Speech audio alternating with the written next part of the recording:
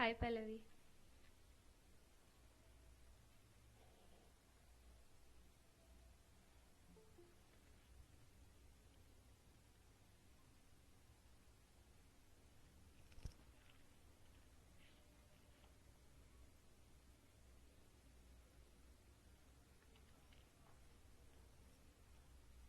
Are you able to hear me?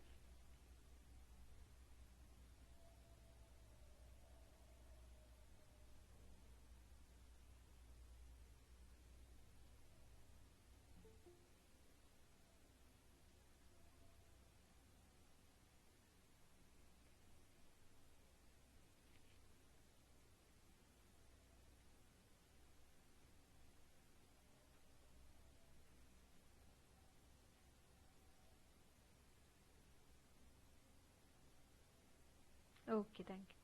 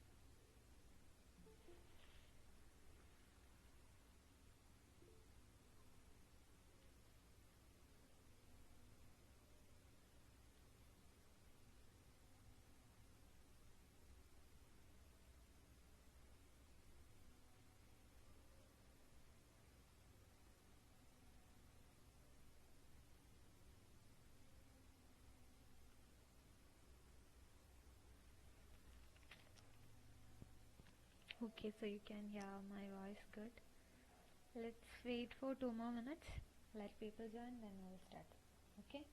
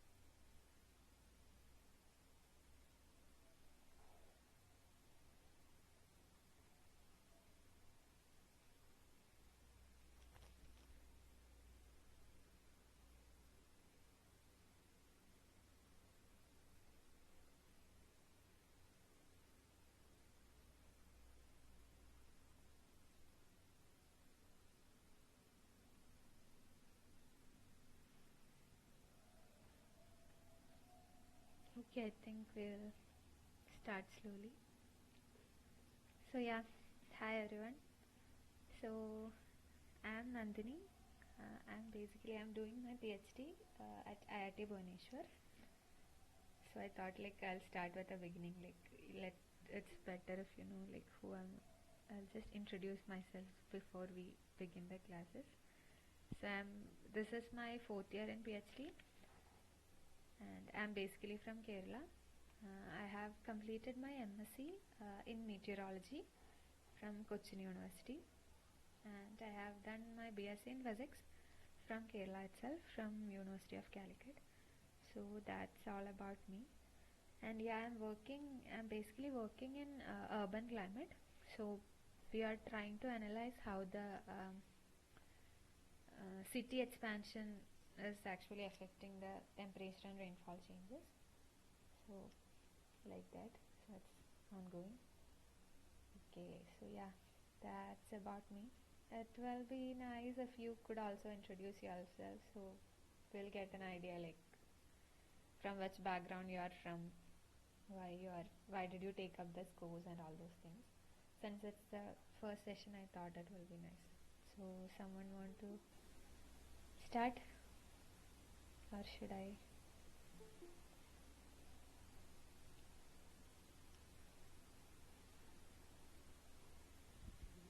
Hi. Yeah.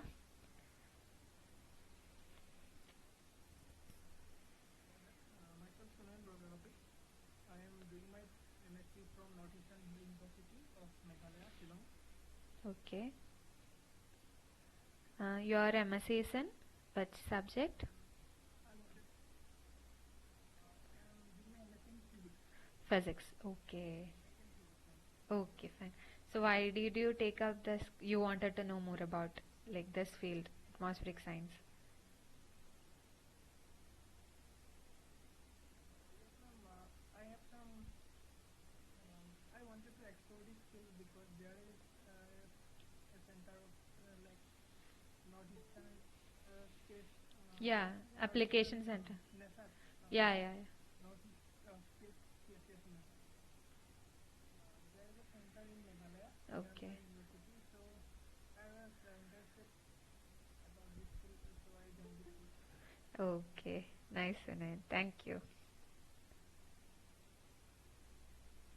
So, yeah. So, next, who would like to tell?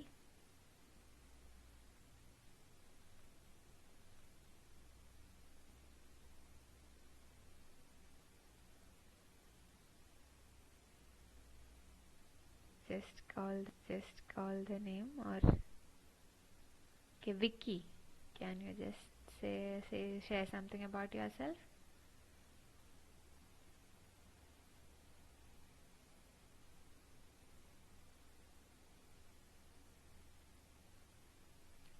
Vicky, are you there? Yes, ma'am. Okay. Hi, Vicky. Good evening, ma'am. Good evening.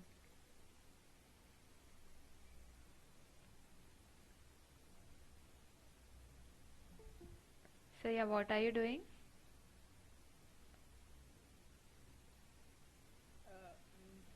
I'm doing, ma'am, integrated MSc Physics from Okay. Central University of Jammu. Okay. Nice. And you're from? Like Jammu itself.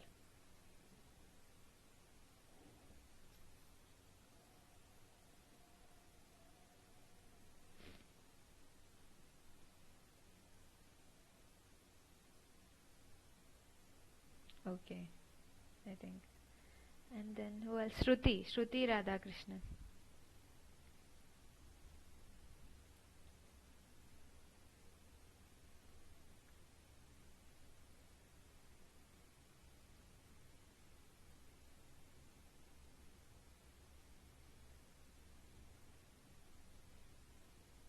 Shruti, are you there?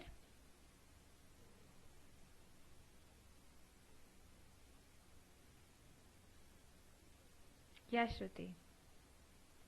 Can you just introduce yourself?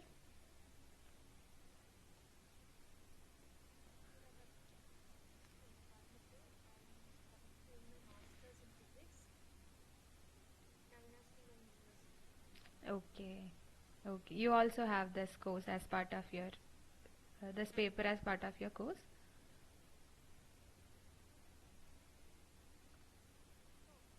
Okay. Okay. Nice. So I'm happy to see like many people are interested in atmospheric science and they want to learn about this. Okay, nice. Thank you, Shruti. Mm, yeah, yeah. Sai Priya.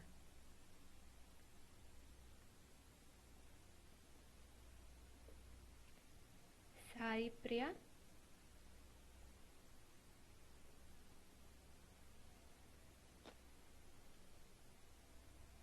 Hi. Yeah, yeah, yeah, I can hear you. Hello. Yeah, I can hear you type. Myself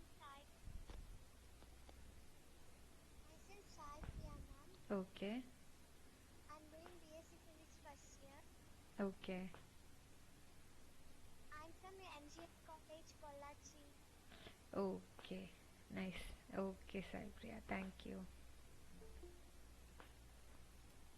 Thank you ma'am.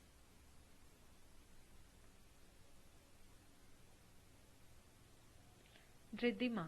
Ridhima Sharma.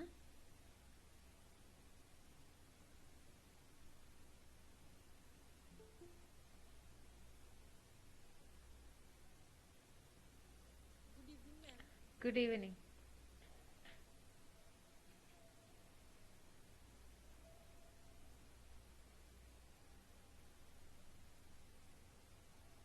Yeah, Ridhima, you are.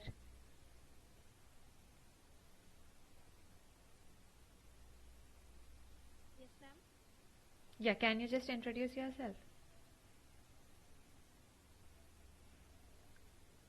Ma'am, my name is Ridhima Sharma, and I am reading Central University of Jammu, Okay. integrated course BSc MSc in Physics. Okay, so you guys are from same university. You and who else was there? Vicky. Yes, ma'am. Okay, nice. We are classmates. Okay, okay, nice. Okay, Ridhima, thank you. Now Rajesh. Thank you, ma'am. Yeah. Rajesh.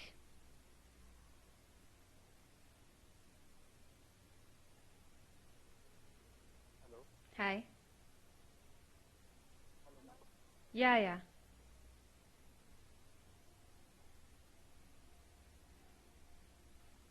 Yes, Rajesh. Hello, ma'am. Yeah. Ma'am, I'm outside. Can I? Okay, okay, fine, fine. Yeah, that's fine.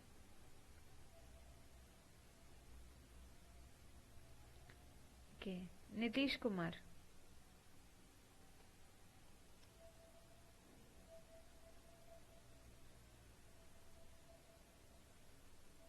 Good evening, ma'am. Good evening. Myself Nitesh Kumar. I am pursuing MSc Integrated with Physics from Central University of Jammu. Okay. Okay, thank you, Nitish. So we have a lot of people from Central University of Jammu, I guess. Okay, Nitish Kumar. Then Khushi.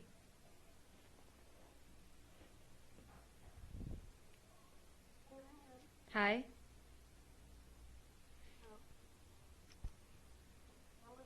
Good evening. Good evening, Khushi. Yeah. Okay. Nice. Okay, then I'm what? Savesh or someone? Karaba Savesh. I'm not sure how to pronounce. Savesh or someone is there? Yeah. Ma'am, ma'am, it's correct, ma'am. Karabasare. Okay. Okay. Karaba Savesh. Okay.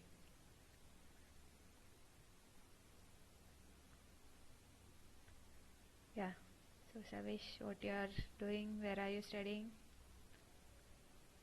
Ma'am, I am studying MSc Physics in Central University of Karnataka. Okay. Nice. Okay, fine. Now, presently second semester. Second semester. Okay, great. Oh. Nice to meet you. Yeah, yeah, same here. Ma'am, just now Rajesh said he was moving out, and Rajesh is my friend. He is here only. He is also Okay. doing MSc Physics in Central University of Karnataka. Okay, fine, fine. Nice. Okay, thank Yes, thank you. you. Yeah. Banshika.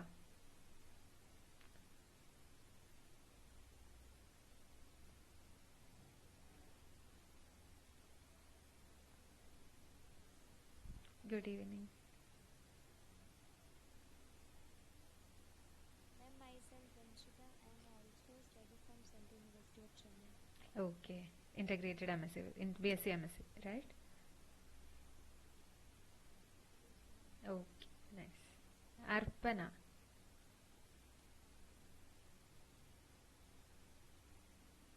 Good evening, ma'am. Good evening. I am also studying from Central University of Jammu, doing the BSc MSc integrated course. Okay, nice. And Akshit Sharma.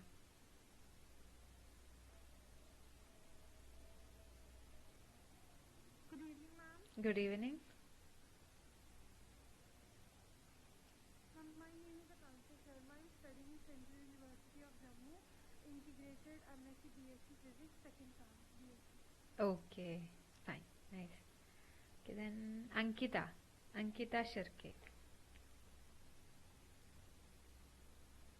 Hi ma'am, Hi. I'm Ankita Shukike and I'm studying MSc Physics in Bangalore Okay. and first semester is going on still Okay. and I have a vast interest in astrophysics. Okay. So I think you will be more interested in the space physics part. Is Yeah, it? exactly. I have a lot of interest in astrophysics Okay. and astronomy. Okay. Nice. Yeah. So I also don't have a space physics background actually. As I told, I have done my MSc in atmospheric sciences. So let's see how it will goes. How it will go. I'll like as that portions approach, we will see how I will also handle it. Let's see. I will also have to learn, I guess. Yeah, Yeah. Okay. I think we have covered everyone. I think Virat is there. Virat, you are there?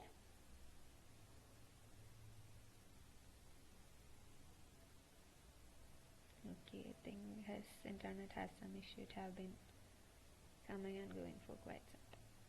Okay, I think let's just start.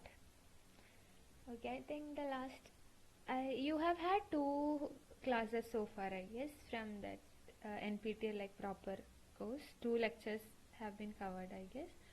I think the first one was mostly about sun, Earth-Sun relationship, and all those things, and second one was mostly covering Earth's atmosphere. So today we will try to solve or try to learn something related to your assignment. Like this is basically to help you solve your assignment questions. So we will try to cover some portions which is related to your assignments. Hope it will help you guys to solve whatever assignments you have for the last 2 weeks. Okay, so let's just begin. And I have included some numericals, so I hope you guys will also work it out with me.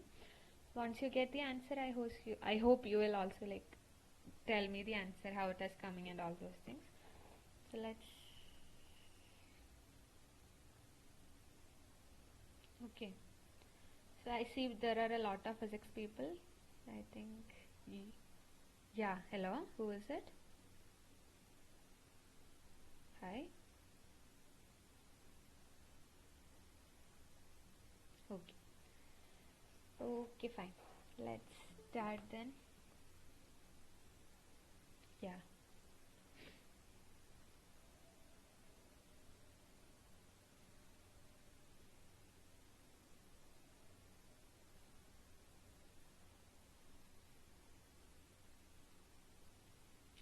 So I just wanted to start with an introduction to sun.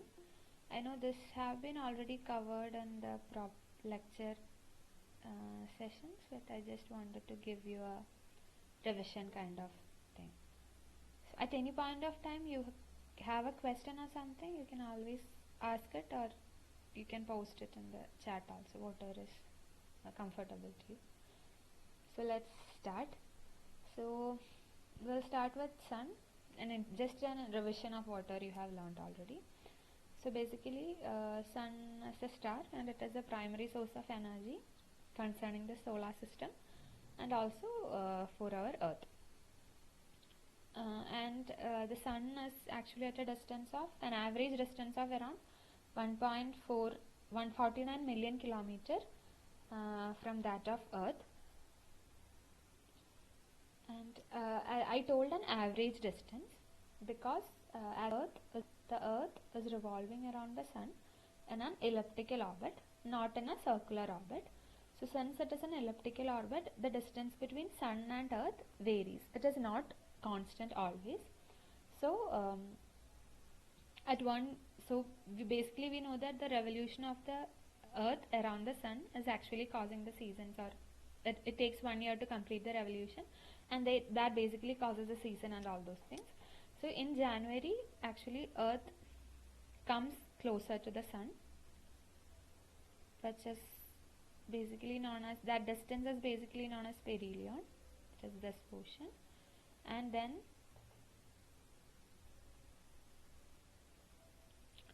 in July as it revolves like this and comes here in July, it is at a farther distance from the sun, which is around 152 million kilometers.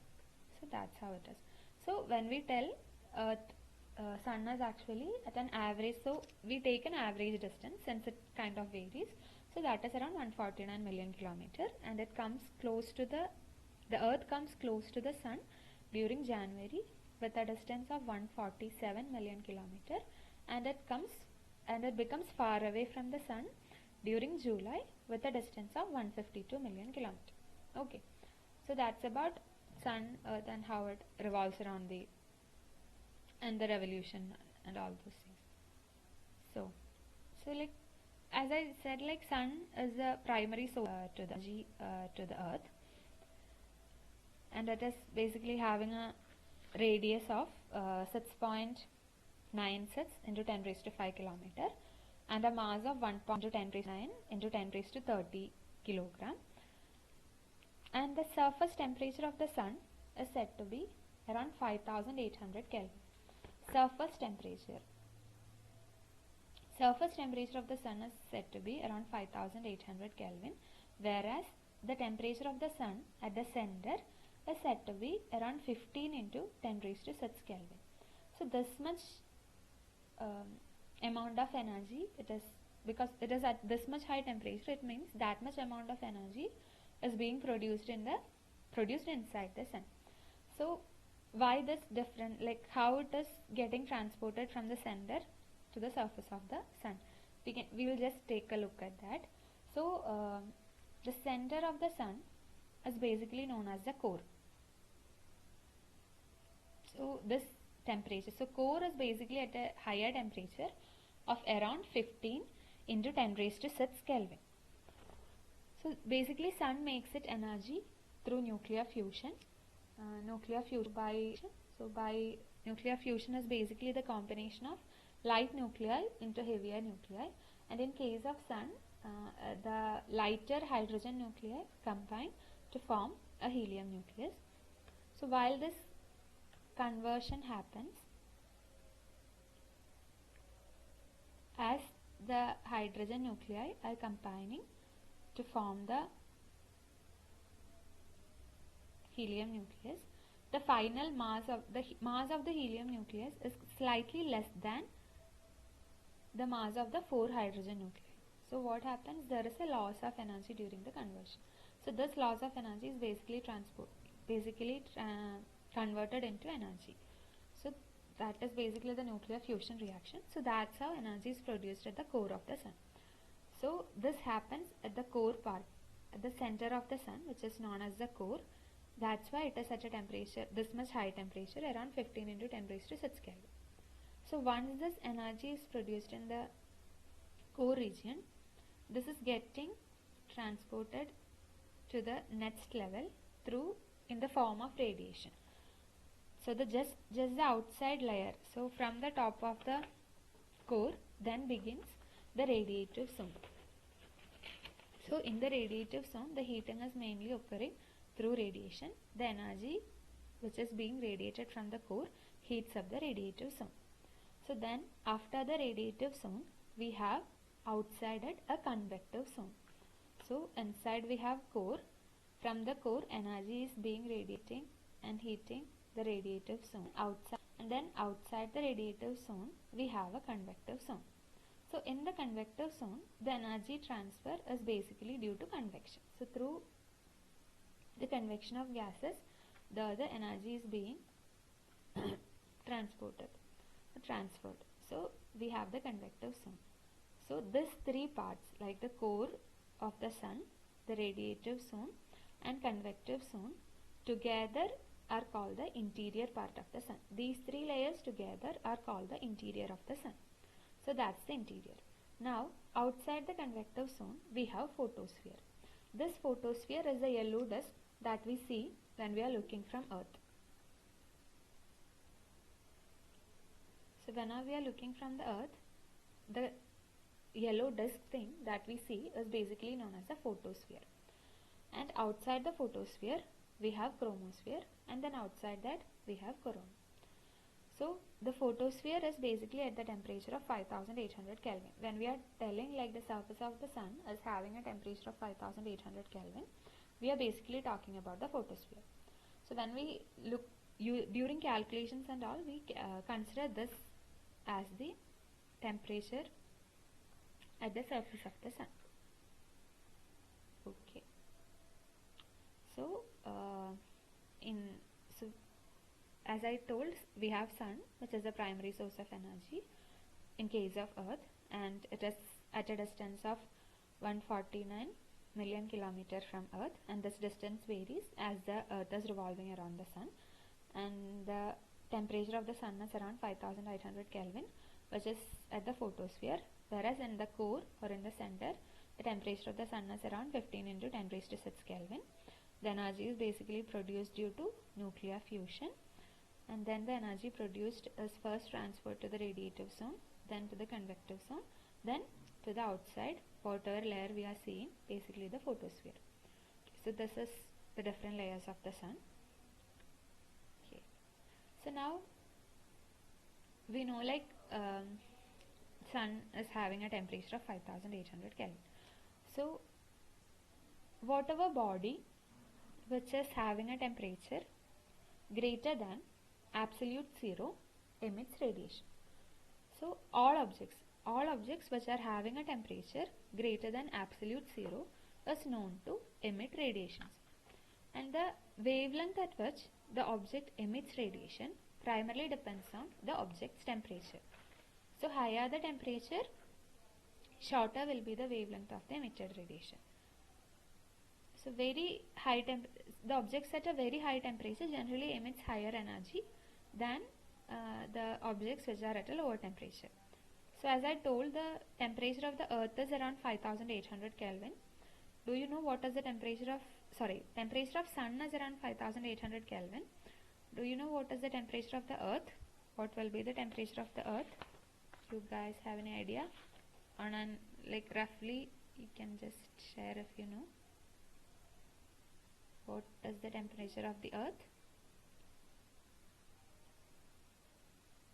Anyone? Any guesses? What it could be?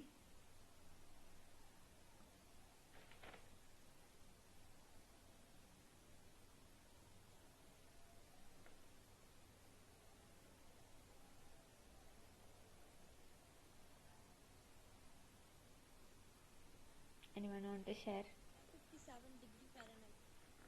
57 degree Fahrenheit. Okay.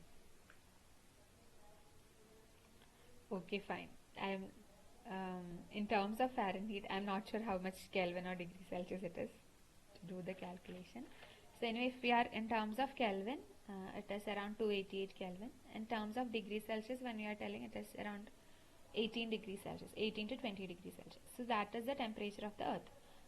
So the temperature of the sun is around 5800 Kelvin, and the temperature of the earth is around 288 Kelvin.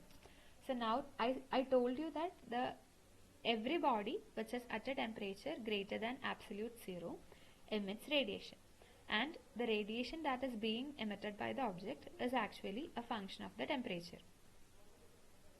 So when we are talking about wavelength of the energy being emitted, it is having an inverse relationship with the temperature, that is higher the temperature, lower will be the wavelength. Whereas in case of energy that is being emitted, higher the temperature, higher will be the energy that is being emitted.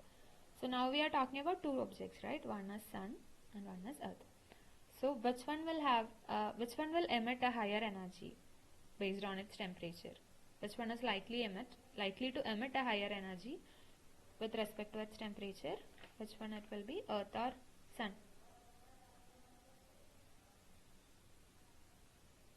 Sun will emit a higher energy compared to that of the earth. When we are talking about wavelength, how it will be? Which one will emit radiation at a higher wavelength, earth or sun?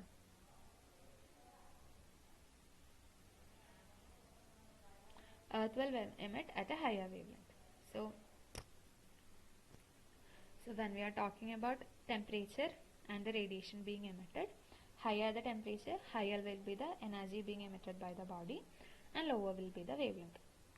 So in order to calculate like how much energy is being emitted by an object based on its temperature, we have an equation which is basically known as the Stefan-Boltzmann law.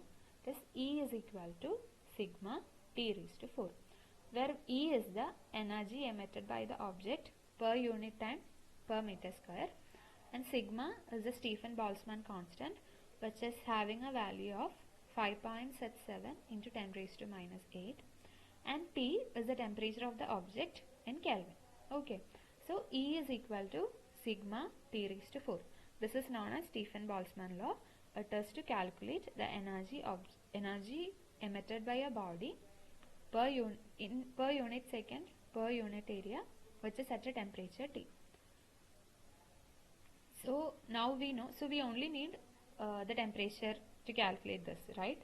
So now we have the temperature of Earth, we also have the temperature of Sun. So can we calculate this energy emitted by Sun and Earth?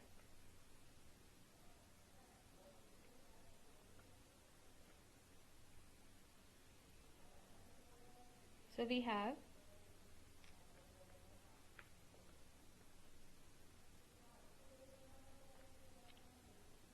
the temperature of Sun, which is how much it is? Temperature of the Sun,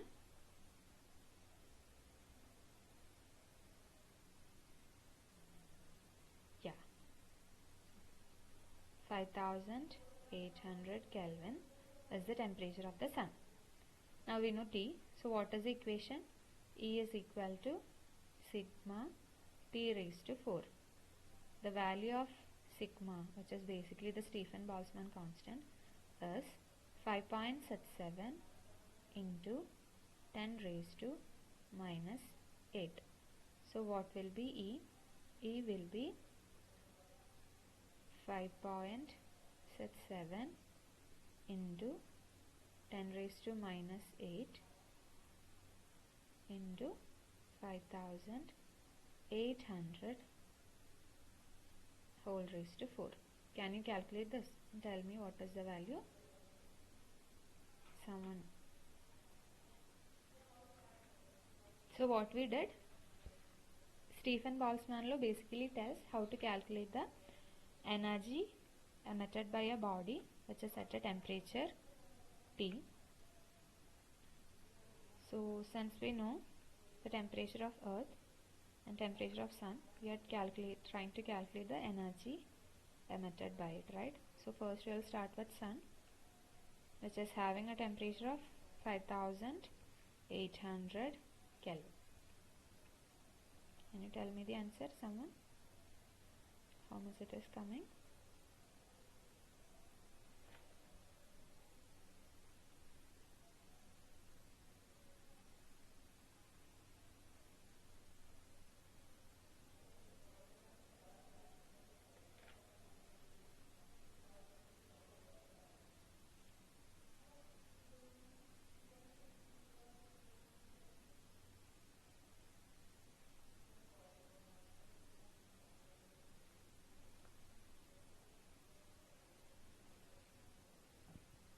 Anyone?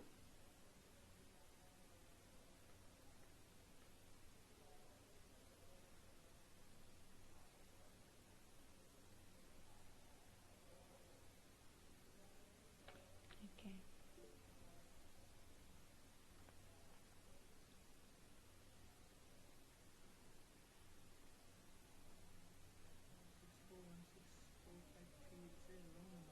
Yeah, like the unit will be watt per meter square. So it is always better to represent in terms of power. So as you said, it is a long number, so you can express it in power. So like it will be 6.4 into 10 raised to 7, I guess, right? Unit will be watt per meter square. Yeah, it will be watt per meter square because it is the energy emitted per unit second per unit time. It's not joule, Shruti, it will be watt per meter square. I hope you got it. It will be around 6.4 into 10 raised to 7 watt per meter square. So it's 0.4, okay? So it's 0.4. So this is in case of sun. So now we can calculate the same thing in terms of earth also. So in case of earth, temperature of earth is equal to, as I told, 288 Kelvin. So what will be E? Same thing, 5.7 into 10 raised to minus 8 into 288 the whole raised to 4 is equal to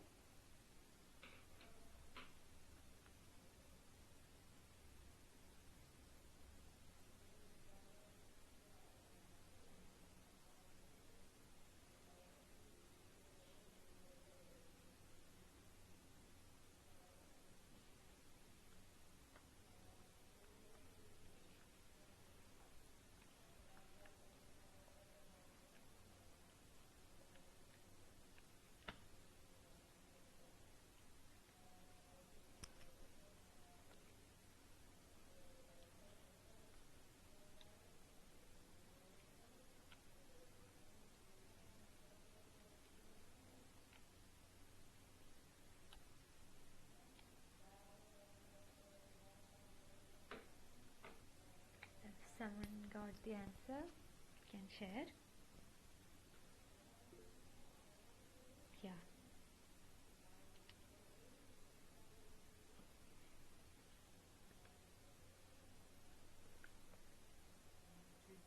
into 10 power 7 watt per meter square. Can you check again actually? Is it 10 power 7?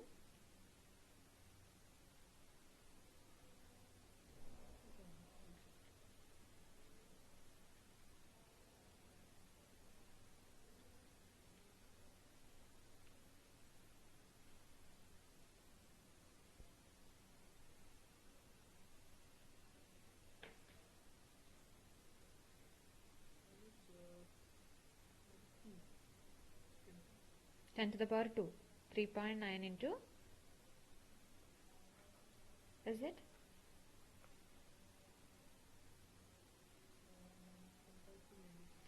Okay, fine, yeah, fine. So I think it is around 390 watt per meter square. Yeah, 390, yeah, exactly. So it is 390 watt per meter square. Okay.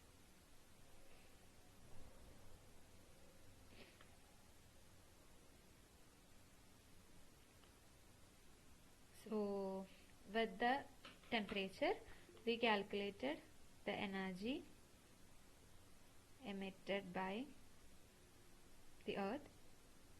Okay, Akshit has some doubt.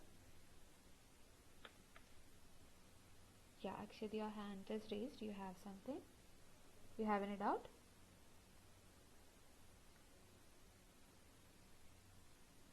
Okay, I think it was by mistake. Okay, let's move on. Okay, so with the Stephen Boltzmann law, by knowing the temperature of the object, we were able to calculate the energy emitted. So in case of sun, it was it's not 64. Okay, I think it is looking like 64. It is 6.4. Okay. So in case of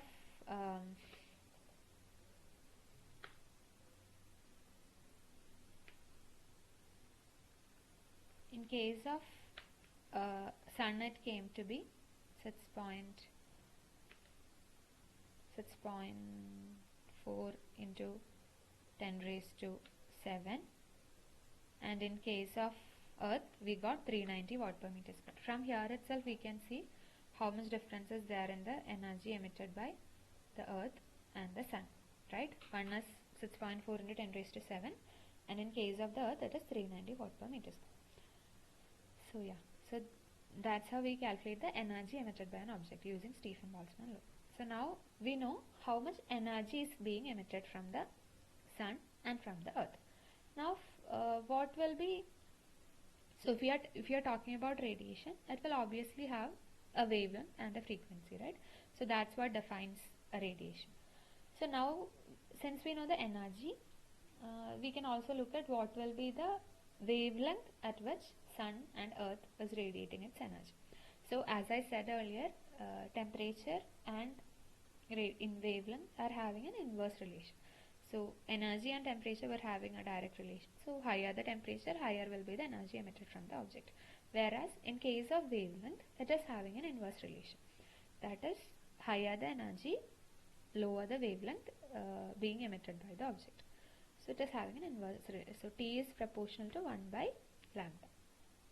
So Wien's displacement law tells us the highest radiation, the maximum radiation will be emitted at a wavelength lambda of the temperature of with the temperature T. Lambda max into T will be a constant. That's what Wien's displacement law basically tells us, where lambda max is a wavelength in micrometers. Okay, here in this equation lambda max is represented in micrometer. Whatever value we will be getting will be in micrometers. So lambda max will be the wavelength at which maximum radiation emission occurs when the object is having a temperature T, which is expressed in Kelvin, and the constant here is having a value of 2897 meter Kelvin. So let's try to calculate the wavelength at which maximum radiation is occurring in case of sun and in case of earth. So we have the equation lambda max into T is equal to a constant, and the lambda max we will be getting will be in micrometer. It won't be in meters, it will be in micrometer, and we know the value of constant as well. So let's try that. So the equation we have, so now we have the Wien's displacement law, which tells that lambda max into T will be a constant C. Let it be C. So C is given a value of 2897 Kelvin meter, right? Yeah, per meter Kelvin, 2897. And in case of suppose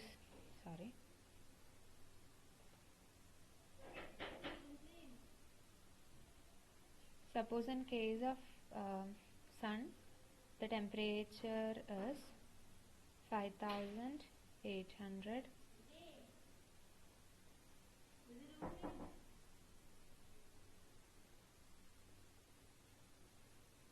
Just give me a sec. दीदी एक meeting में है please. नहीं.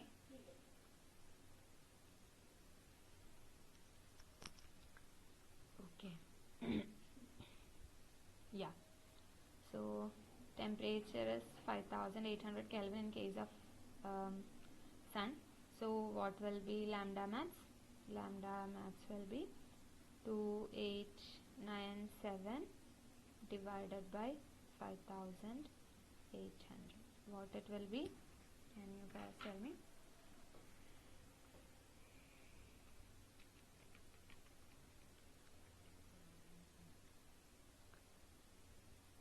Okay, 0.499. What will be the unit?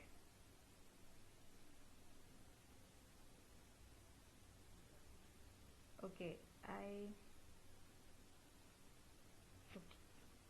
so as I told, the equation, this Wien's displacement law basically gives you the value of lambda max in micrometers, not in meters. Based on this equation, whatever value you are getting will be having a unit in micrometers, not in meters. Okay.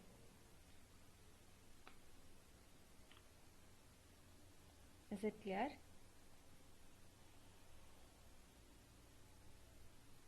Okay. So the value you will be getting, lambda max will be expressed in micrometers. The value you will be getting will be in micrometers, not in meters. So it is coming around 0.4 micrometer or 400 nanometer.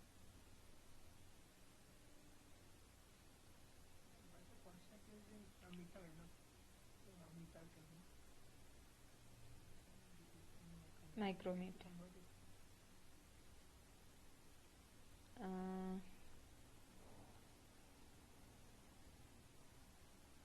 Okay, the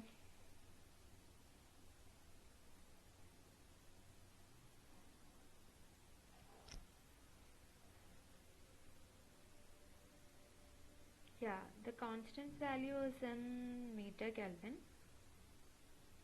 Okay, I'll check that once again actually. But I think the value we are getting, because 400 nanometer is like around visible range. That is the maximum wavelength in which sun is emitting its radiation.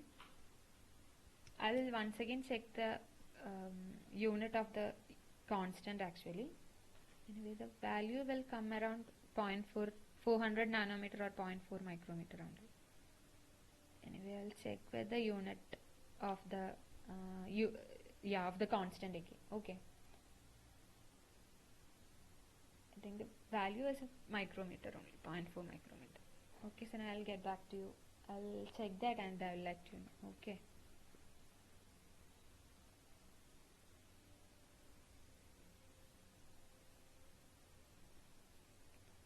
Okay, so I guess you guys got the answer.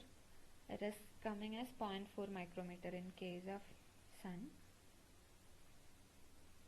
So if it is in micrometer, it will be around 400 nanometer, right? If the value is 0.499 micrometer, which will be around 500 nanometer, which comes in what range of the electromagnetic spectrum? 500 nanometer will be in what range of the electromagnetic spectrum? Visible range. So sun is, yeah, 500 nanometer is basically in the visible range. So the sun is emitting its maximum radiation in the visible range of the spectrum.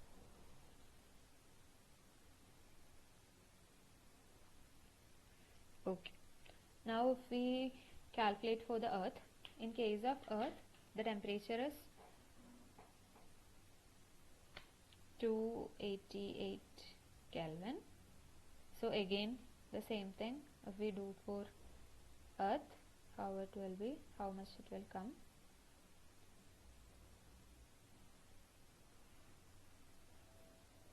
Two 897 divided by 288 Kelvin, which will be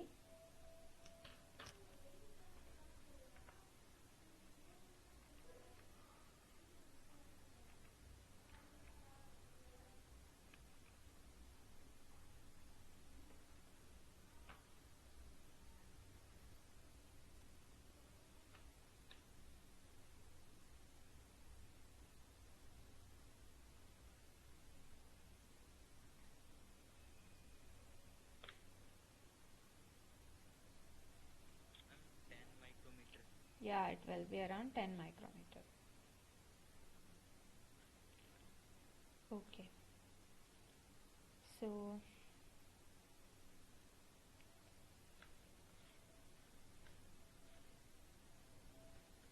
that is in case of earth and in case of sun. In case of earth, the maximum emission is around 5000. Yeah, okay, I think I made a mistake. It is in micrometer only. The unit of the constant is 2897 micrometer Kelvin. Okay, thank you. Who was it who pointed it? Yeah, thank you, Sunay. It is micrometer, sorry about that. It is 2897 micrometer Kelvin. Okay, then it will be fine. So water we are getting is in micrometers. Okay, so yeah, so in case of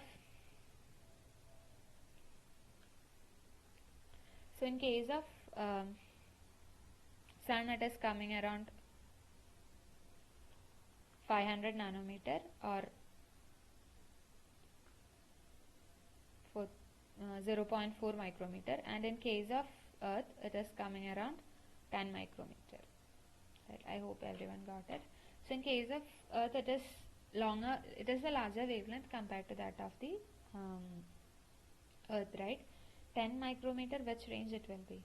I think 10 micrometer means which part of the electromagnetic spectrum it will be?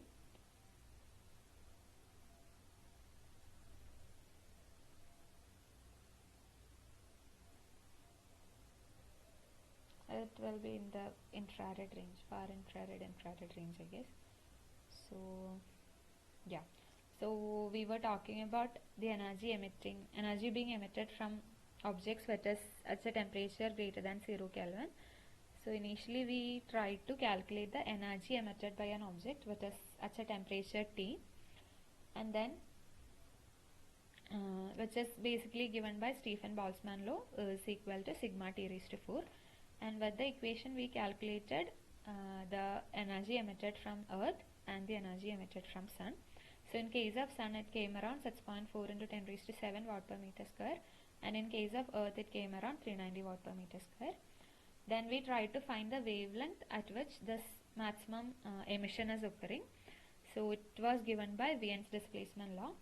So Wien's displacement law basically tells like higher the temperature, shorter will be the wavelength. So it will be shifting to shorter wavelength in the electromagnetic spectrum. So higher the temperature of the object that we are dealing with, it will be shifting to lower wavelengths of the spectrum. So that's what Wien's displacement law basically tells us, that is lambda max into T is equal to a constant, where lambda max is the wavelength at which this maximum emission is occurring, capital T is the object's temperature in Kelvin, and the constant is 2897 micrometer Kelvin, not meter Kelvin, it is micrometer Kelvin. The value we are getting will be in micrometers. So we calculated the maximum emission in case of Earth and in case of Sun. So in case of Sun we got it around 0.499 micrometer or 500 nanometer basically. So we understood that the emission is, the maximum emission in case of Sun is mostly occurring in the visible range of the spectrum, whereas in case of Earth we got the maximum wavelength to be around 10 micrometer, so which basically belongs to the infrared region of the spectrum. So this is the radiation spectrum of Sun and Earth. So the y-axis basically shows the wavelength, and x-axis shows the wavelength, and y-axis shows the radiation intensity corresponding to that wavelength. So around 5, this is what we got for in case of Sun, around 500 nanometer. So this is the magnetic spectrum for Sun. The maximum emission is occurring around 500 nanometer, and this is the spectrum in case of Earth. In this case the maximum emission lambda max, as you can see, is occurring, lambda max is occurring around 10 micrometer.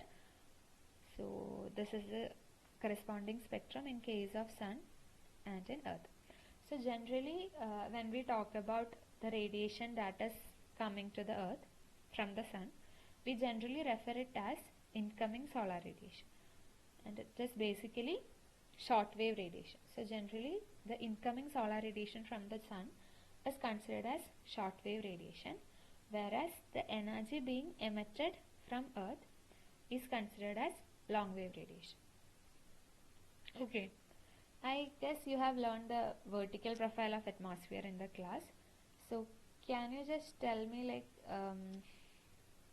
from as we move from the surface of the Earth to different heights, like as we move away from the surface of the Earth, what is happening to the temperature of the atmosphere? Is it increasing or decreasing? As we move away from the surface of the Earth, what is happening to the temperature of the atmosphere? Can someone tell me how it is varying?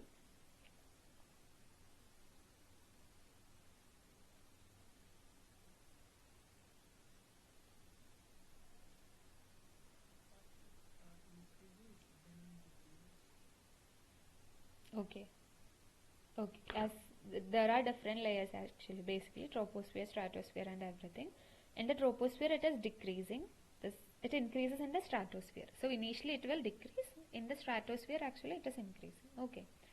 So basically if we consider the troposphere, the temperature is decreasing as we move away from the surface of the Earth.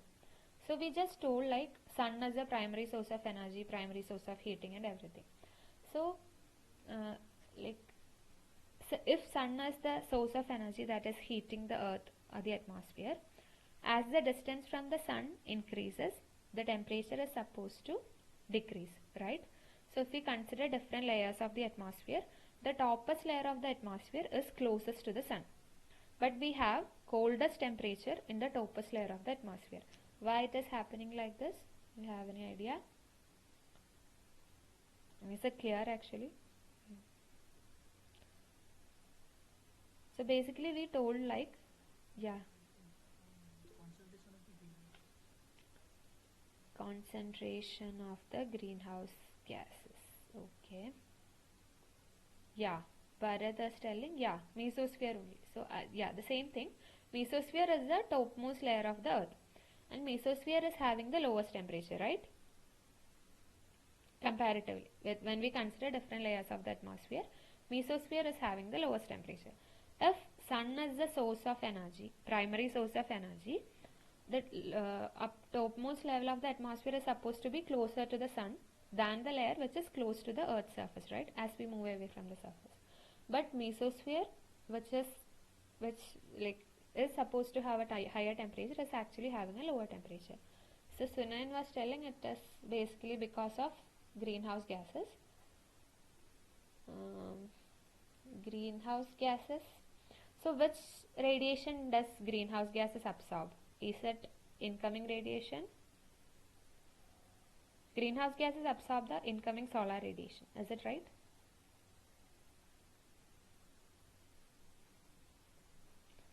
Okay.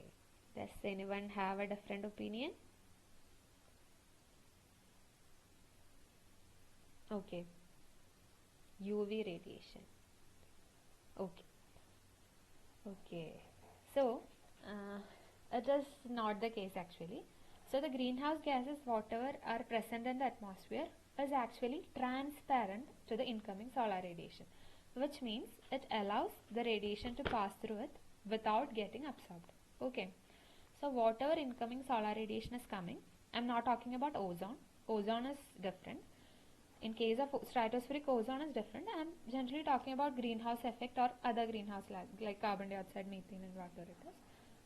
So these greenhouse gases are basically transparent to the incoming solar radiation. Transparent in the sense it doesn't absorb the incoming solar radiation. Then what is happening is the incoming solar radiation, after undergoing like multiple processes occur in the atmosphere like reflection, scattering and all those things, some amount reaches the surface of the earth, and after reaching the surface it heats up the surface of the earth. So after that heating actually leads to the temperature of the earth, which is we got at 288 Kelvin. So after reaching that temperature of 288 Kelvin, earth is having a temperature, so earth will start radiating. So earth will emit radiation in the long wave spectrum as we got now. So earth will be emitting radiation in the long wave spectrum, so which is basically known as the outgoing long wave radiation. So we have incoming solar radiation, which is short wave, and this solar radiation comes without being interrupted by the greenhouse gases or other gases. That is, it is mostly transparent. Atmosphere behaves mostly transparent to the incoming solar radiation. Once it heats up the earth's surface, earth will start emitting long wave radiation, which is basically known as the outgoing long wave radiation. And this outgoing long wave radiation is being absorbed by the greenhouse gases and is causing the greenhouse effect. Is it clear? So it is not the incoming solar radiation that is being absorbed by the greenhouse gases, but it is the outgoing long wave radiation from the surface. Earth, whatever energy is earth emitting, it is being absorbed by the greenhouse gases and it is causing the greenhouse effect. Clear?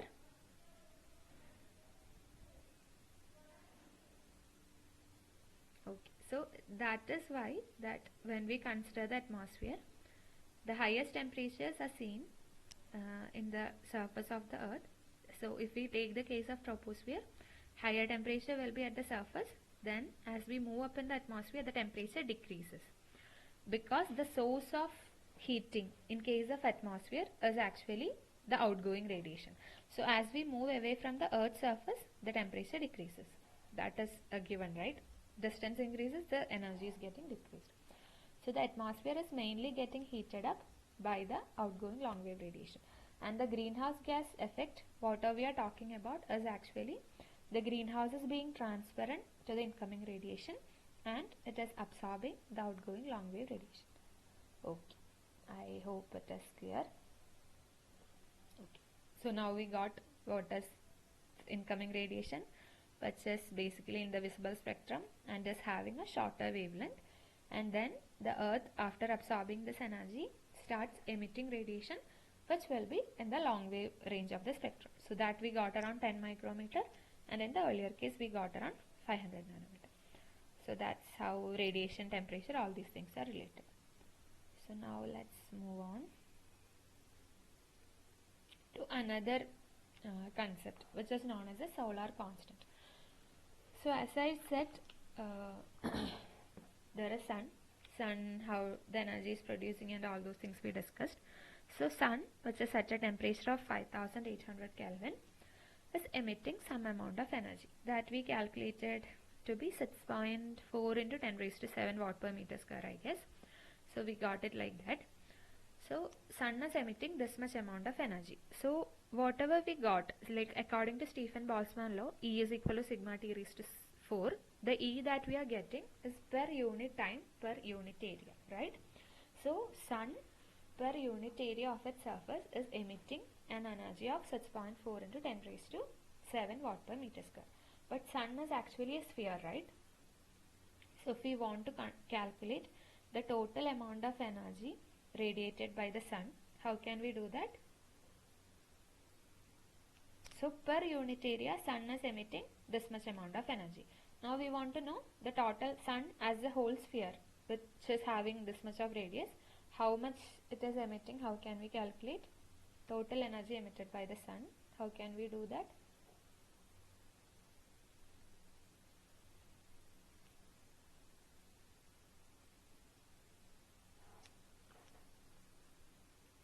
So we know how much it is emitting per unit area, right? Yeah, circumference. So we just have to multiply with the total area. So area of the sphere. So energy emitted per unit area into area of the sphere will give us the total energy emitted by the sun. So we already know the value of E, right? So we just have to multiply with 4 pi r square. We already know the value of E. So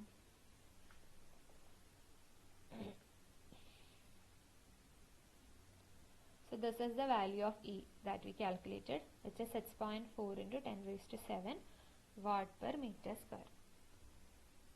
So we know energy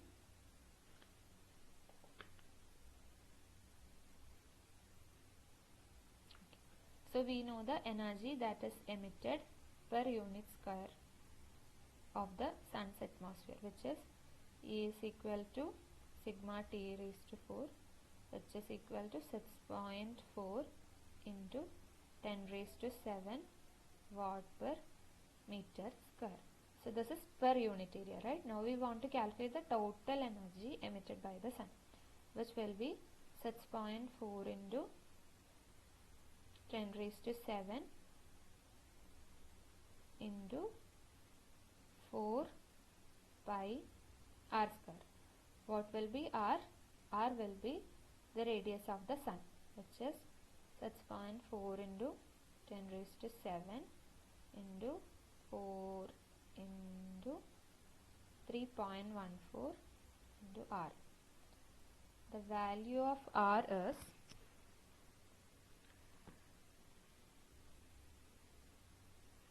6.9 into 10 raised to 5 kilometer it is. So we have to convert it into meter.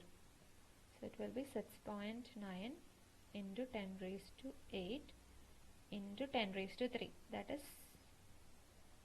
square. Sorry, this is 5. So 6.9 into 10 raised to 5 kilometer, which is 6.9 into 10 raised to 5 into 10 raised to 3 whole square. Can you calculate it? How much it will be?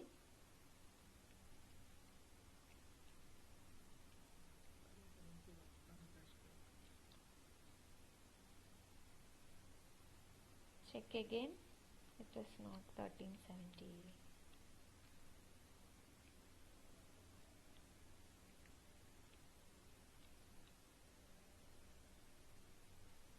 Any other answer?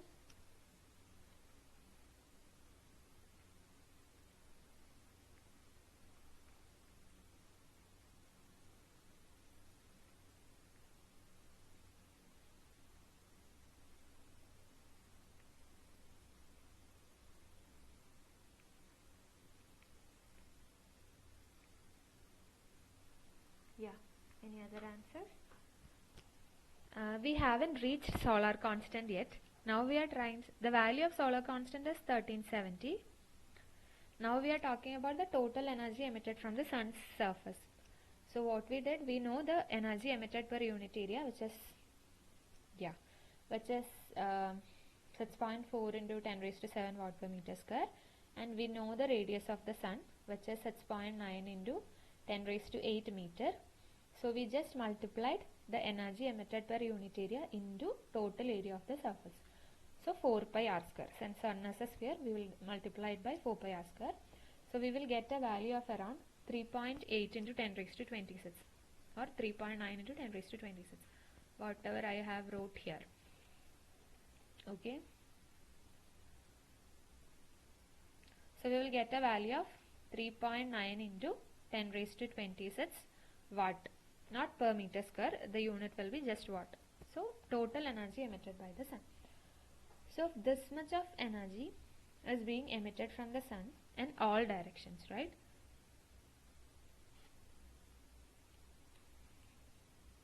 So if this is sun and we have earth over here, sorry.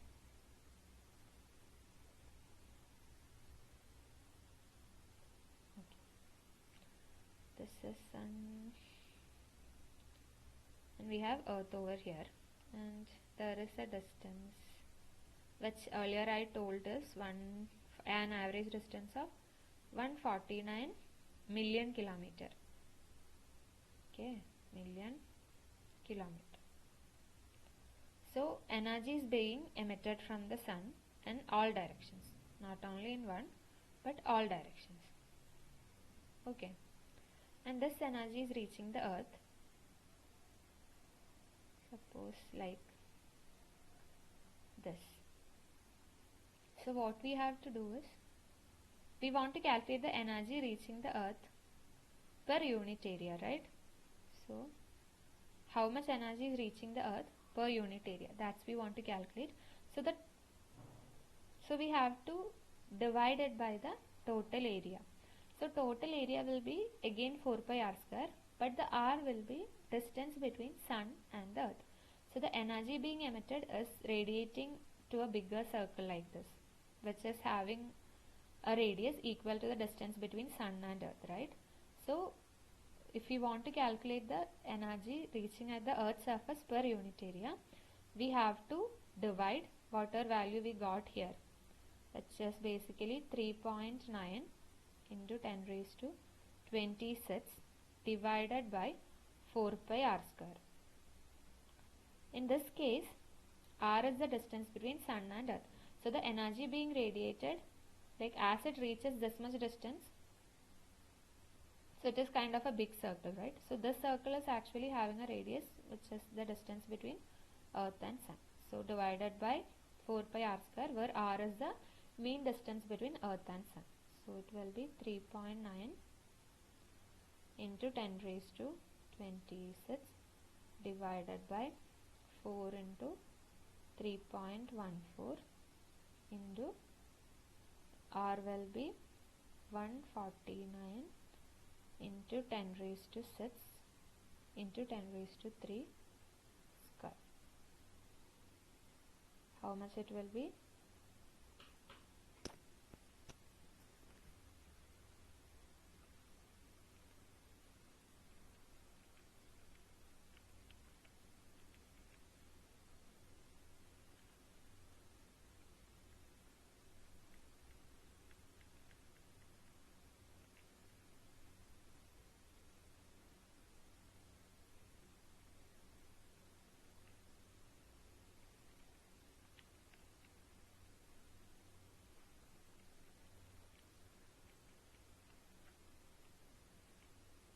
Did someone get?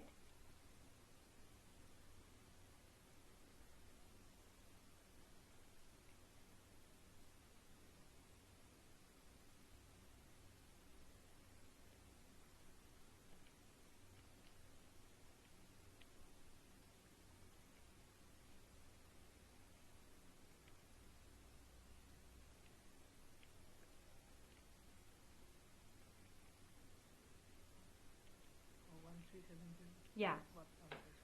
Yeah. With this calculation, I think you will get around 1398.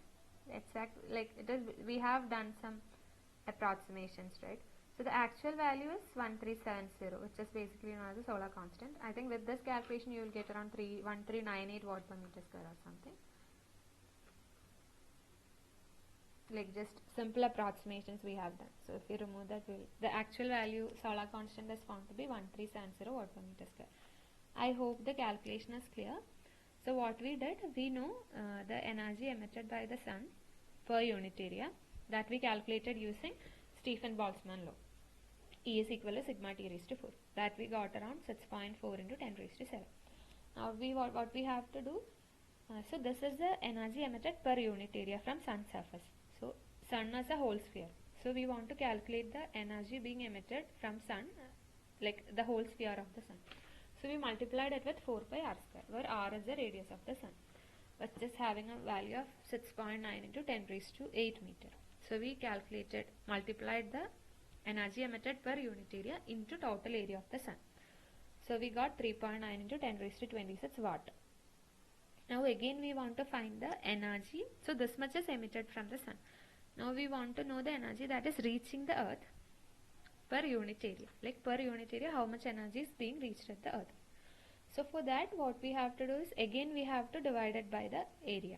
So in this case, the area is actually a bigger circle, which is having a radius of the distance between sun and earth. So the energy being emitted has to travel this much distance and reach the earth. So while it is being radiated towards all directions, so we have to divide it by 4 pi r square. So r will be the distance between sun and earth. So when we divide it, we will get the value around, with this calculation, I think we will get 1392 watt per meter square. So the actual value of solar constant is 1370 watt per meter square. So basically solar constant is the energy of the sun received per unit area at the top of the atmosphere. So when we are telling the top of the atmosphere because once the radiation enters the atmosphere, there will be different type of losses due to absorption, reflection, etc. So that's why we are telling at the top of the atmosphere we are receiving this much amount of energy. Okay, 1370 watt per meter square. So the energy that is received by the earth at the top of the atmosphere from the sun is 1370 watt per meter square. This is known as solar constant. Okay, so what all things we learned? We learned sun, earth, how it is separated, what is the distance between them, and how sun is emitting, how energy is being produced at the sun, what is the temperature at the surface, what is the temperature at the core, all these things we looked at. Then we tried to find the energy emitted by an object if we know the temperature. So we tried to find the energy emitted by earth and energy emitted by sun. Then we tried to calculate what will be the wavelength at which this maximum emission is occurring. So that for that we used Wien's displacement law. To calculate the energy, we used Stephen-Boltzmann law, and to calculate the wavelength, we used Wien's displacement law. And with the help of that, we found that in case of sun, the maximum emission is occurring at the visible range of the electromagnetic spectrum, whereas in case of earth, it is happening around 10 micrometer, that is in the long wave radiation, long wave or infrared range. Then we calculated the solar constant. So we know this much energy is being emitted from the sun. So how much of it actually is reaching the earth, is reaching the top of the atmosphere of the earth. So this much things we learned. Okay, I hope everything is clear. You have any doubt, you can ask. Okay. I hope there is no doubt. If you have, you can ask. So this is actually, so we can move on to the next one. This is actually the escape velocity. I think most of you guys are from physics background, so you will be knowing these things actually. So I just wanted to give you a basic introduction, because in the assignment questions I saw a question which is dealing with escape velocity. So I just thought I'll give you an introduction, or we will just revise what you guys have learned before. I think most of you guys will be familiar. So escape velocity is basically the lowest velocity that a body requires in order to escape from the gravitational pull of the planet or an object. So how much velocity it should be. So in case of rocket and all, with how much velocity it will be, it should move in order to escape the gravitational pull of the earth. So we know that the gravitational force of attraction, which is F, is given by gravitational force F is given by G m by r square. So where G is the gravitational constant, m is the mass of the earth, and small m is the mass of the object, r is the distance that it is traveling. So Gmm by r square is the distance between those two objects. So this is basically the force of gravity. So if this is earth and this is the object,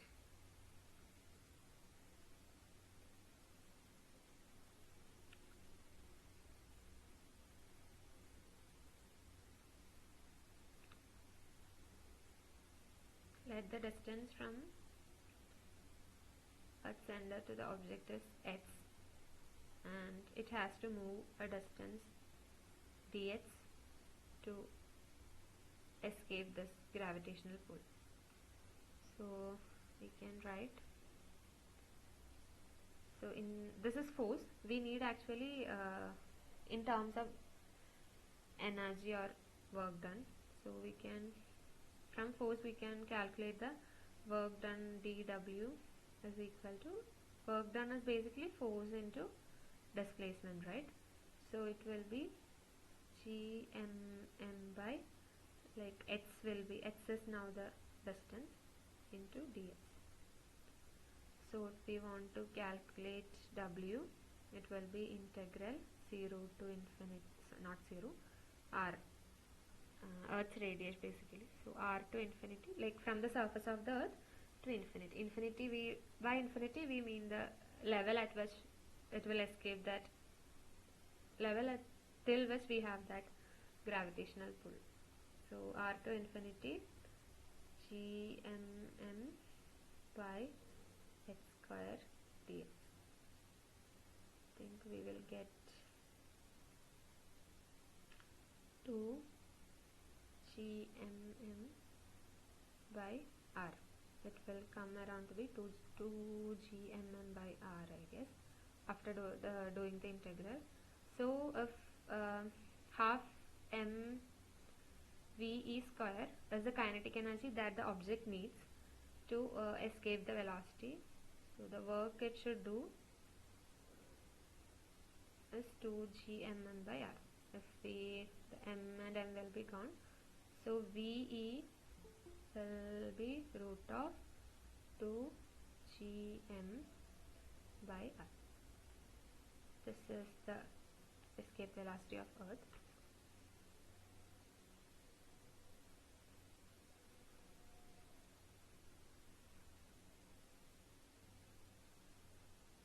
People are still joining. Okay, so that is the equation of escape velocity of Earth. I know like most of you are familiar with these things. I just wanted to revise what you guys know. So this is basically the escape velocity. The value is root of 2 Gm by r. You can, I think the escape velocity of Earth is around 11 km per second or something. We like most of these values are constant. Like G is a constant, just basically gravitational constant. M is the mass of the Earth, and r is the radius of the Earth. All these values we know. So from this we can calculate the escape velocity of the Earth. Okay, so this is just to help with the assignment, like just to refreshen whatever you have learned. I hope it is clear. So yeah, so I think we have covered most of the portion regarding sun, earth, radiations and all those things. Maybe we can move on to, we can discuss more about Earth's atmosphere, all those things actually. Little bit, I can maybe you can just elaborate those things a little bit. Just give me a second, I'll share the PPT.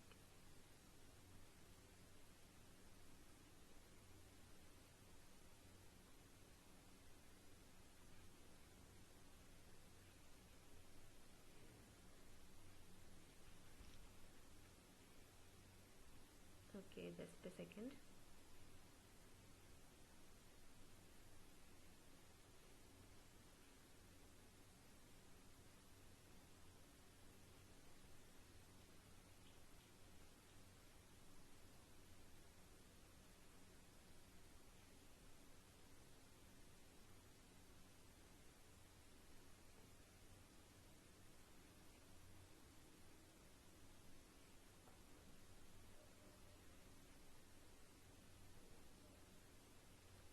I think it is not coming in full screen. Just a minute. Yeah.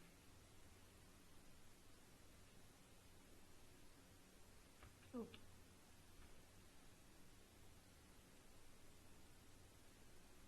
So this is how.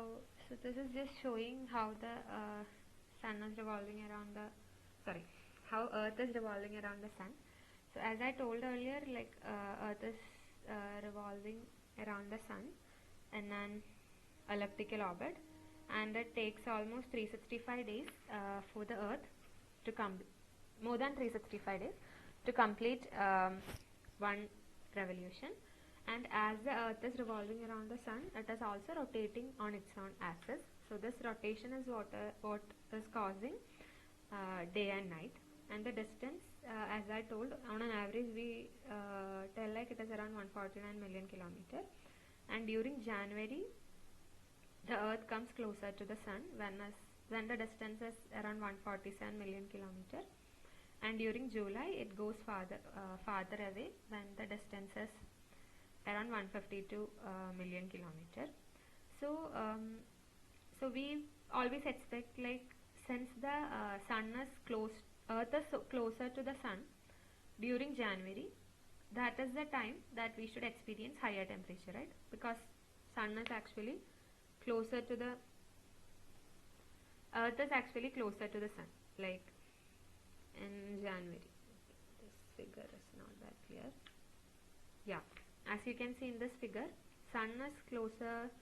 Oh God, Earth is closer to the sun in January and is farther away from the sun during July. But generally during January, do we experience the highest temperatures? What will be in like December, January? No. December, January we generally have winters, right? We don't have summers. Whereas during July we have summer. But seeing the figure, we will always expect like January we should experience warmer climate compared to that of July, because it is closer to the sun in January. So what additional thing comes here is the tilt of the Earth's axis. So why we are experiencing a winter during January is because Earth is actually facing away from the sun. Even though the Earth is closer to the sun in January, the Earth's tilt is actually facing away from the sun. Since the Earth is tilting away from the sun, the amount of energy that is reaching the Earth is actually reducing. So that's why we have a colder temperature during January. Whereas when we come to July, the Earth is actually facing towards the sun. The axial tilt is actually towards the sun. So that's why we are experiencing summer during July. So it's not only the distance, but also which direction actually is that axis is facing or pointing actually matters. So that's why we are kind of having closer, we are having the coldest temperature during January, and even though it is farther, we are having the hottest temperatures during July. Okay, I hope it's clear. And also based on the revolution of the sun around the Earth, we have different seasons also. So like as I told, Earth revolves around the Sun on an elliptical orbit, and it takes more than 365 days, slightly longer than 365 days to complete one revolution. And while revolving around the Sun, it is also moving in its own axis, which is having a direction from west to east. Earth is rotating in a direction west to east. So it is causing actually day and night because of this rotation, and the average distance I already told. So basically the seasons are regulated by the amount of energy that is being received at the surface. And Earth is having a tilt of around 23.5 degree from the perpendicular drawn to the plane of the Earth. If we draw a perpendicular to the Earth's orbit, from that perpendicular the Earth axis will be tilted by an angle of 23.5 degree. So because of this direction, the direction in which Earth is tilting is actually the reason for seasons. Like summer, winter and all those things are actually caused by the axial tilt of the Earth. Like which direction this tilt is pointing actually determines the season that we have. Like when the North Pole is actually tilted towards the Sun, we have summer, which is basically during June-July time. So during June 21 we have the summer solstice, when the sun's rays hit directly almost of Cancer, the Tropic of Cancer. And important at 0 degree. At 0 degree we have the equator, and at 23.5 degree north we have Tropic of Cancer, and 23.5 degree south we have Tropic of Capricorn, and obviously the poles, north and south pole. So we have summer solstice during June 21st, when the axis tilt is actually facing towards the Sun. Northern hemispheric tilt is facing towards the Sun like this. We have summer solstice. So during summer solstice the Sun's rays falls directly on the Tropic of Cancer. So we have longer days and shortest night, and then the Earth again revolves and it reaches September 22, when we have equinox. Actually the sun's rays is actually falling towards the on the equator, so we have equal days and equal nights. So we have equinox 2 times, autumnal equinox on September 22 and vernal or spring equinox on March 21 or 22. So 2 equinoxes we have, and again the Earth revolves and reaches January. So during January the Earth's axis will be tilted away from the Sun. So here in June the axial tilt is towards the Sun, and here in January it is actually tilting away from the Sun. So during December we have winter solstice, and during June we have summer solstice. So the seasons are basically determined by the direction to which the Earth's axis is tilted. Okay, not only not based on the distance at which it is, what is the distance between the Sun and Earth. So that's how we have 4 seasons, like summer, winter, autumn and spring. Okay, so that is about seasons. So I would also like to introduce another interesting thing. So generally we talk about this climate change, right? So we were talking about greenhouse gases, greenhouse effect. So all these are anthropogenic causes of climate change. Anthropogenic in the sense which is basically created by us humans. Because of anthropogenic activities we are causing these climate change. So other than that, actually natural causes, natural variations can also create such change. So such natural variations are those natural variations have been defined by this Milankovitch, which is basically known as the Milankovitch cycle. So the first one is basically eccentric. What it means is that, so as I told, the Earth's orbit is basically an elliptical orbit. So the Earth, it doesn't remain like as such, it is not stable actually.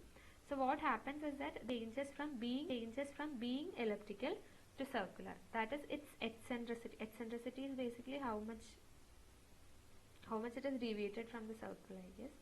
So it's the orbit of the Earth doesn't always stay elliptical orbit with the same eccentricity, but the eccentricity of the orbit changes. That is, the orbit changes from elliptical to circular. Like that cycle is happening actually, but it won't be like it is happening at a time period of around 100,000 years. So like it is very long time period, which is a natural cause of climate change. So eccentricity basically means the Earth's orbit changes from being elliptical to circular, which happens in during a period of 100,000 years. That is basically known as eccentricity. So, elliptical to circular thing. So this basically changes the distance between Earth and the Sun. So being more elliptical means that difference between like the closest point and farthest point, the distance between that will increase when the eccentricity, the ellipticity is more, whereas higher it becomes, as it becomes circular, that distance become almost equal. So because of eccentricity, that change basically occurs. So it is responsible for, so the distance basically determines how much energy is being received at the surface of the Earth, right? So as the distance, as it is becoming more elliptical, lesser will be the energy that is being received, whereas as it becomes more circular, more energy will be received. And it determines the length of the seasons actually, how much distance it have to travel from one point to another. So change in eccentricity will also change the length of the seasons, from like summer solstice or when, how much it will travel to reach other season will be determined by the eccentricity. So by a change in eccentricity, generally the length of the seasons are changing. But even though this happens at a very longer time period, like 100,000 years, that is the time period for this to occur. So that is eccentricity, change in the, like the orbit of the Earth changes from elliptical to circular and back, that cycle. So that is eccentricity. Another such thing is known as precession.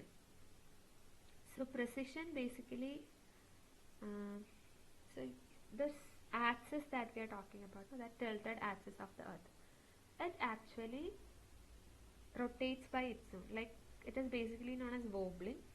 That is, the axis itself is having a circular kind of motion, not as Earth as a whole, but the axis itself is having a circular kind of motion. So what it tells us, like, suppose now, so this is having a rotation kind of like this, and the cycle of this rotation is around 11,000 years. So it will, if it is here and now, after half of 11,000 years, it will come around here, like 5,000 years, or approximately 5,000 years, it will be here. Then again another 5,000 years, it will be back to this position.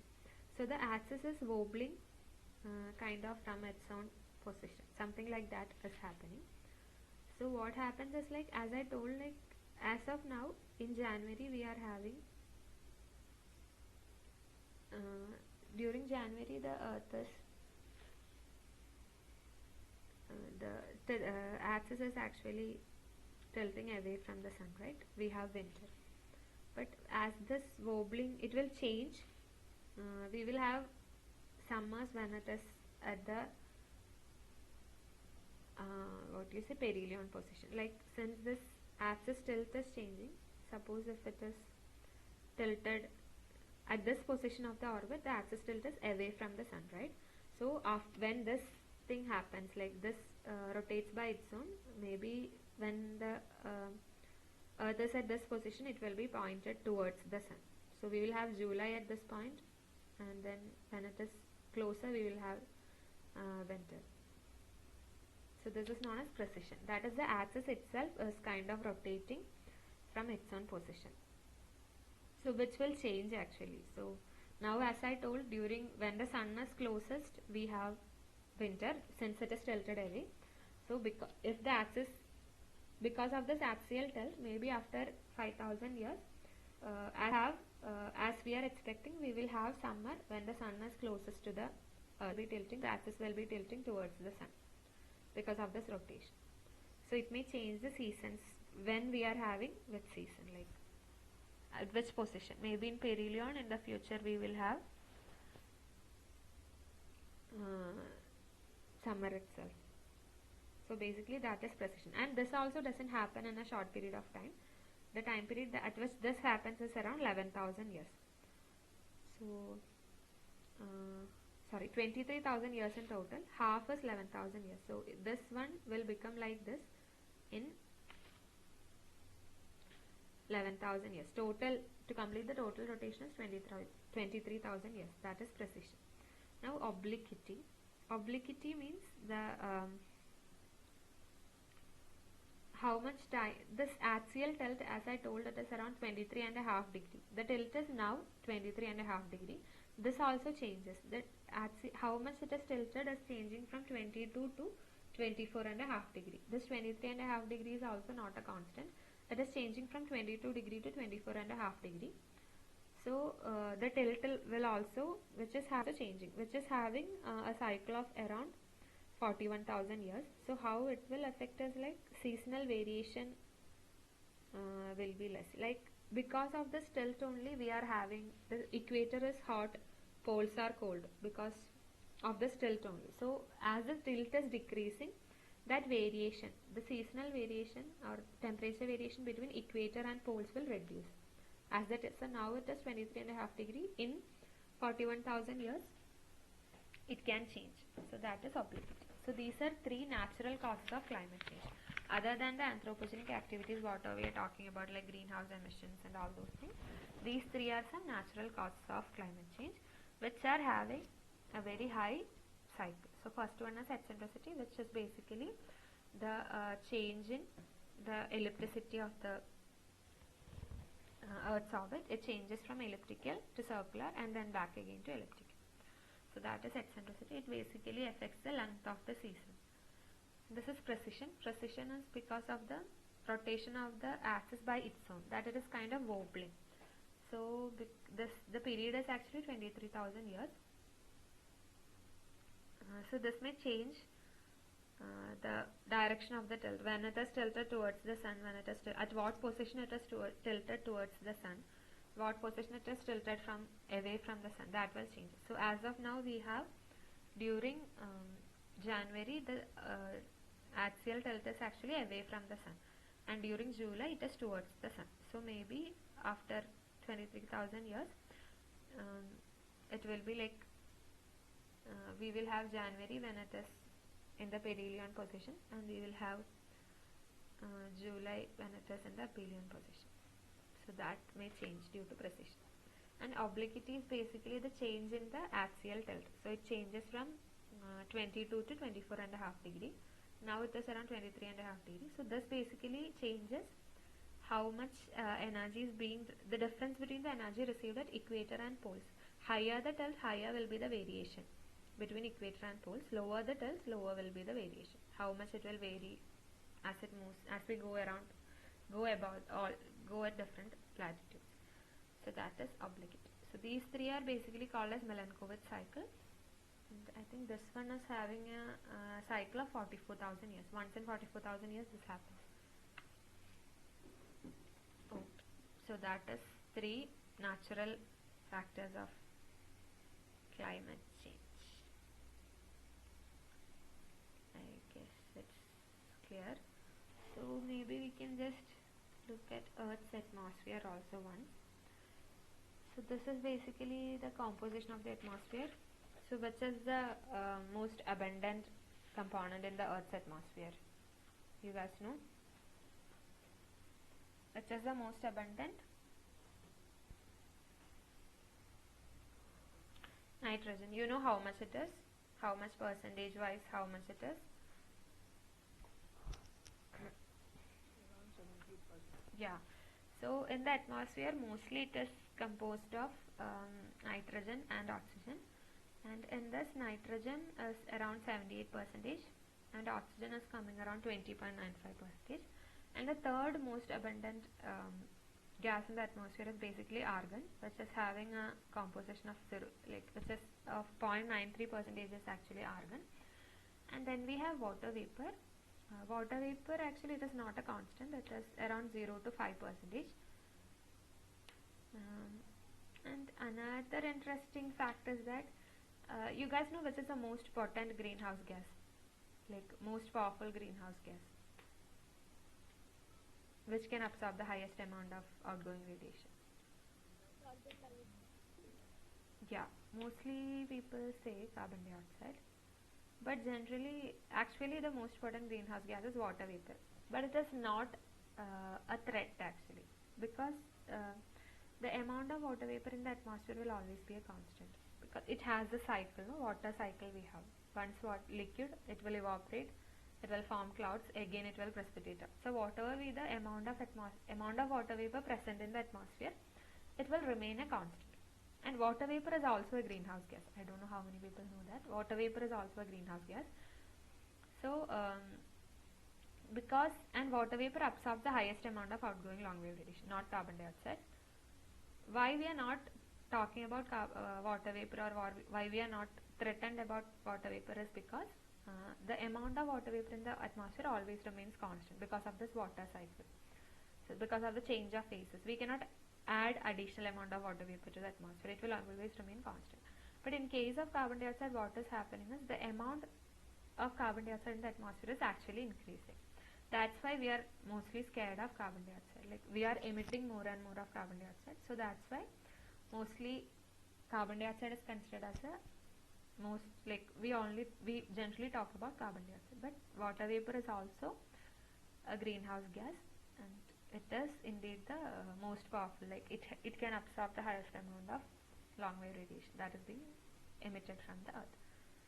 So the amount of water vapor in the earth is not a constant. It varies between 0 to 5% based on the region actually. So maybe in desert regions it will be less, and when we come to tropics it will be more. So it is not uniformly distributed, water vapor. It is around 0 to 5%. Then carbon dioxide, helium, methane, greenhouse gases. Just a minute.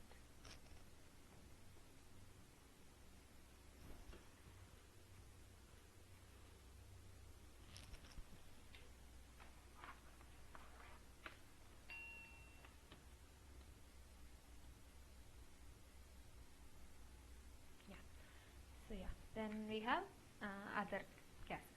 So nitrogen, oxygen, argon, and other gases. That's just the basic composition of the atmosphere.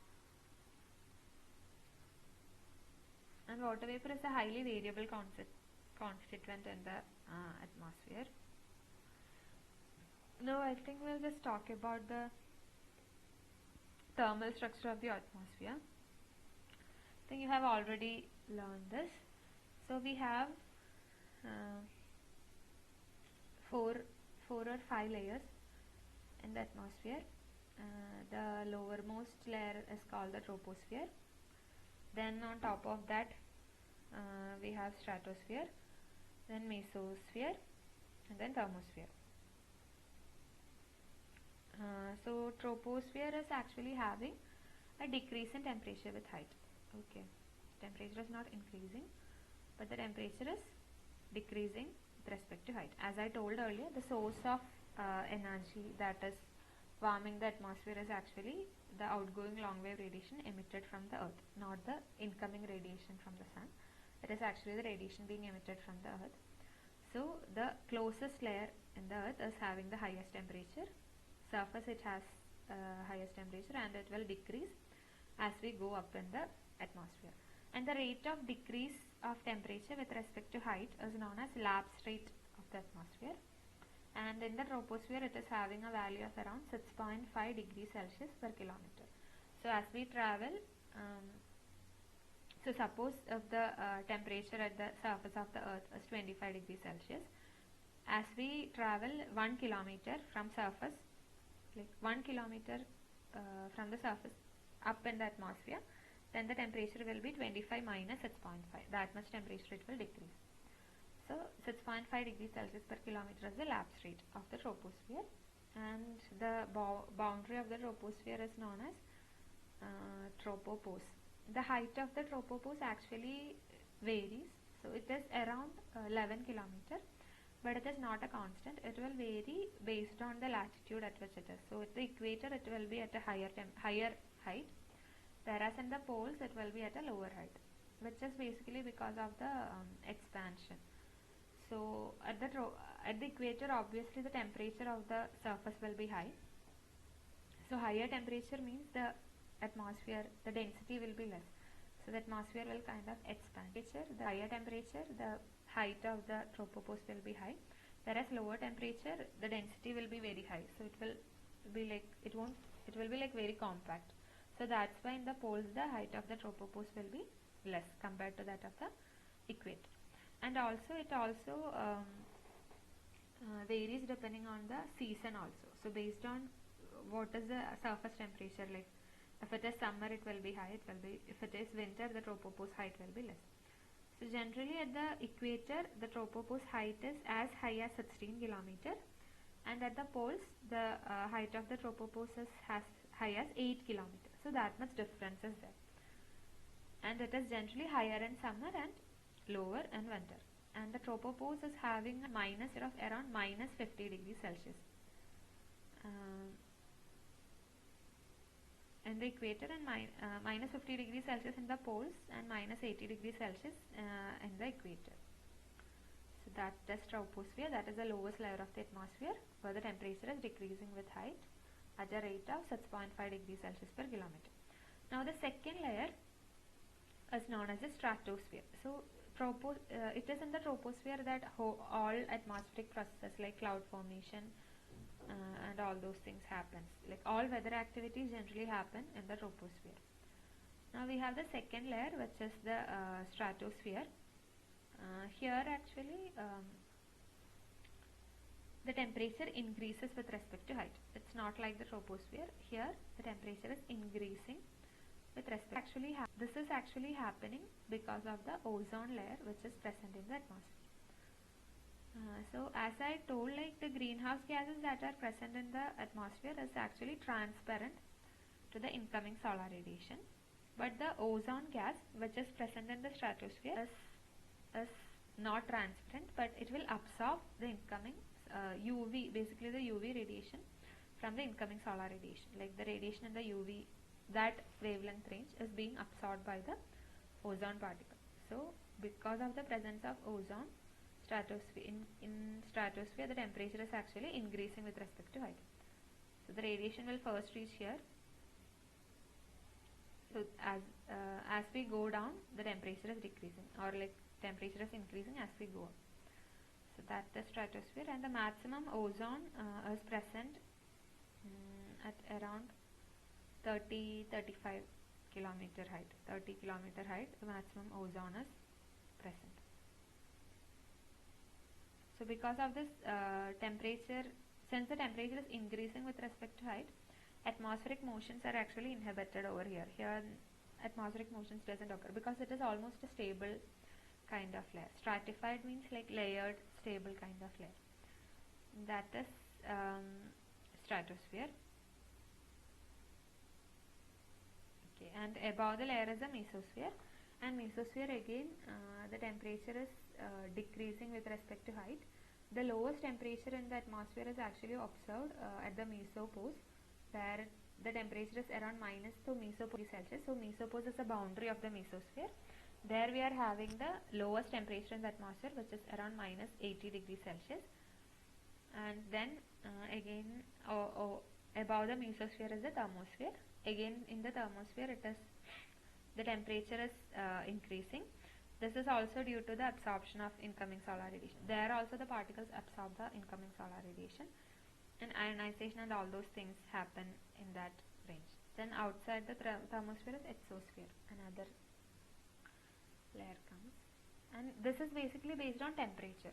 So based on temperature, this temperature profile basically like this, the atmosphere have been divided into different layers: troposphere, stratosphere, mesosphere, etc. And now based on the composition also we can divide the atmosphere into different layers. So generally surface to thermosphere is basically known as homosphere, where the composition is kind of similar, and then from the thermosphere to the top of the atmosphere, like where this thermosphere and exosphere is called the heterosphere. So there the composition actually changes, like ion dissociation and all those electrical properties and all like ion dissociation and all happens above the thermosphere. So above the thermosphere is called heterosphere. So based on composition we can classify the atmosphere into homosphere and heterosphere. Then again based on electrical properties another classification is there, which is ionosphere, which basically extends from 60 km to the top of the atmosphere. From 60 km to the top of the atmosphere is basically known as ionosphere. I think these sections will be discussed, this ionosphere and its properties will be discussed in detail in the coming sessions. So yeah.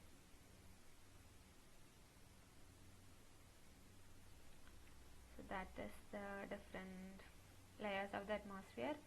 Composition we discussed, different layers of the atmosphere and different type of classifications. Yeah, I think we have covered most of the things. If you guys have any questions or anything, you can ask. Any doubt or anything?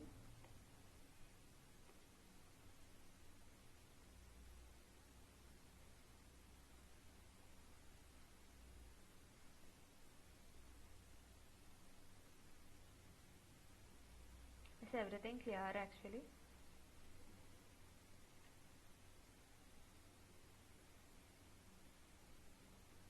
Okay. I hope it's clear.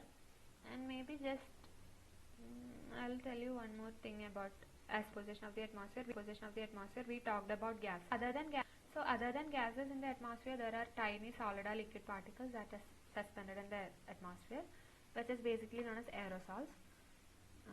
So these aerosols, so I think aerosols in chemistry just mean the solid or liquid suspension in gaseous medium, I guess. That is basically known as aerosols. So we have in the atmosphere, we have atmospheric aerosols. So these are also tiny solid or liquid particles which are suspended in the gaseous atmosphere. So these different sources, maybe they are like natural, anthropogenic, etc. So natural aerosols generally mean sea spray, dust storms, volcanic eruptions, forest fires and all those things. So these comes under natural aerosols, and anthropogenic means like emissions from factories, automobile emissions, agricultural burning and all those things comes under anthropogenic aerosols. So the whatever being directly emitted are called primary, and whatever being formed in the atmosphere are called secondary aerosols. And these aerosols are being will be removed from the atmosphere by two methods, which is basically known as dry deposition and wet deposition. Dry deposition means that due to gravitational settling, it will generally settle in the surface, and due to wet, like during rain and all, it will settle in the surface. And generally the time and residence time, like time up to which the aerosols will be present in the atmosphere, is generally few days to few weeks. So that is the lifetime of aerosols actually. And when we talk about gases, gases are generally, it is mixed well actually. So wherever we in the atmosphere, when we talk about nitrogen, we tell like it is 78%. So we are talking about the whole atmosphere. So it is well mixed. We can tell the uniform concentration all over the Earth's atmosphere. But in case of aerosols, it is different in different location. Like based on which location we are talking about, this the composition may vary, and type of aerosols may also vary.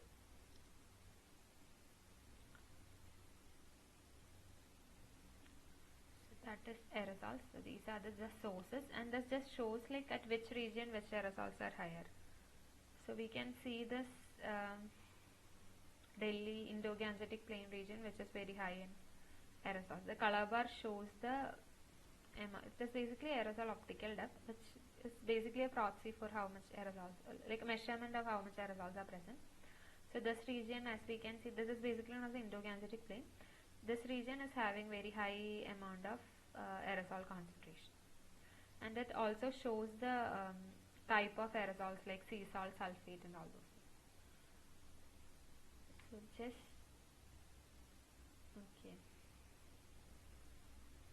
okay, I'll just simply just explain just for your information. I don't know if this comes in your course or not. So basically, how this is important, I am telling. So gases we talked about, why it is important, why we are talking about greenhouse gas effect, why greenhouse gas is important, all those things we talked. So these are generally, just like gases, these are also particles in the atmosphere. So these particles are also capable of scattering or absorbing the incoming solar radiation. So whatever radiation, solar radiation is coming, these particles can actually absorb or scatter, and thereby control how much is reaching the surface, how much is leaving the surface, and all those things. So these particles are actually capable of doing that. And like based on the type of aerosol, some aerosols absorb the incoming solar radiation. So as I told, the gases are actually transparent to incoming solar radiation, but these particles can actually absorb the solar radiation and can increase the atmospheric temperature and all. And also this is basically the direct effect, and indirect effect means like actually for the formation of cloud droplets and rain and all, these particles are necessary. Without the presence of aerosols, clouds won't form, which is basically known as heterogeneous nucleation. So the cloud particles or water droplets need a surface on which it has to condense.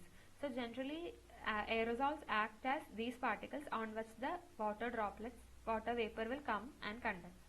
So for the formation of rain or cloud droplets, the aerosols are like very necessary. Without the presence of aerosols, it is very difficult for the formation of clouds and rain. So these generally act as cloud condensation nuclei on which the cloud droplets will condense and then eventually will result in the formation of rain.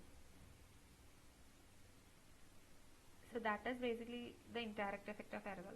It has different types actually, I am not going into detail.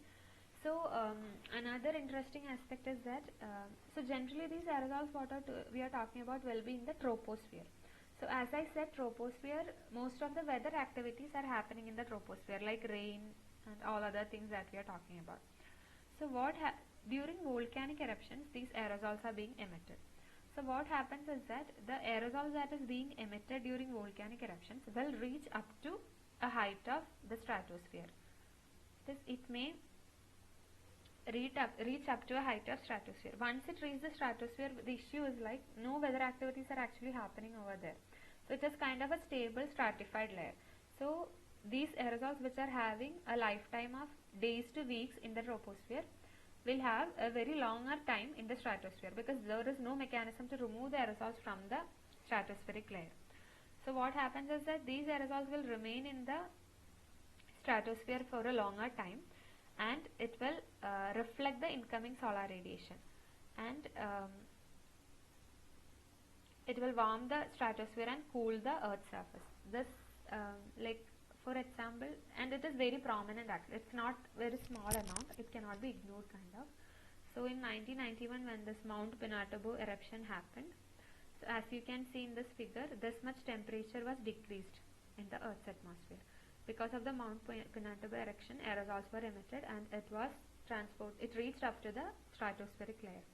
So when it reached the stratosphere, it won't be removed from the atmosphere as I told earlier, because no weather activities happens over there. So it will stay in the stratosphere for a longer time. Because of this, these aerosols reduce the amount of radiation that is reaching the atmosphere. What will be the type of aerosol? So by blocking the radiation that is reaching the atmosphere, it reduced the temperature during that period. So when we look at the global temperature after the year 1991, like when this Mount Pinatubo erupted, there was a large decline in the surface temperature for almost a year. That is not a small amount. Around 4 degrees Celsius decline was there in the that much decline was there in the surface temperature due to this eruption. So that is aerosols. So just when I talked about aerosols, I thought gases, I thought I will talk about this also, because this is also some particles that is present in the atmosphere. Just like gases, these are also like another type of particles that are present there. Yeah. So I guess that's it from my side. I think I have covered a lot of, I hope things are clear to you. If you have any doubt, you can please ask or drop a question in the chat box.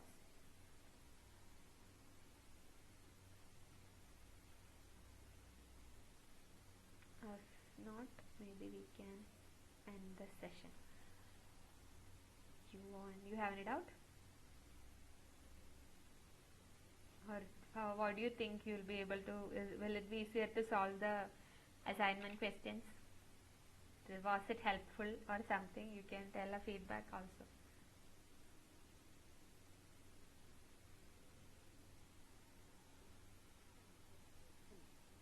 Okay, I hope the things were clear. Yeah. If you have some doubts, then how can I contact you? Okay, there is a forum, right?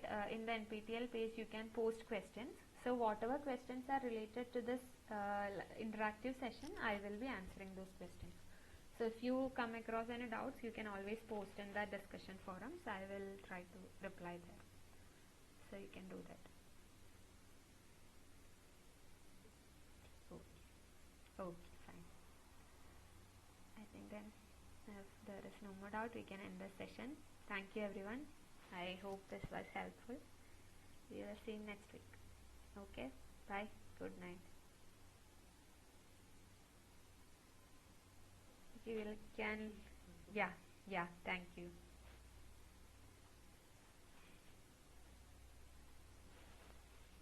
You can leave the meeting. Okay, I will end the call.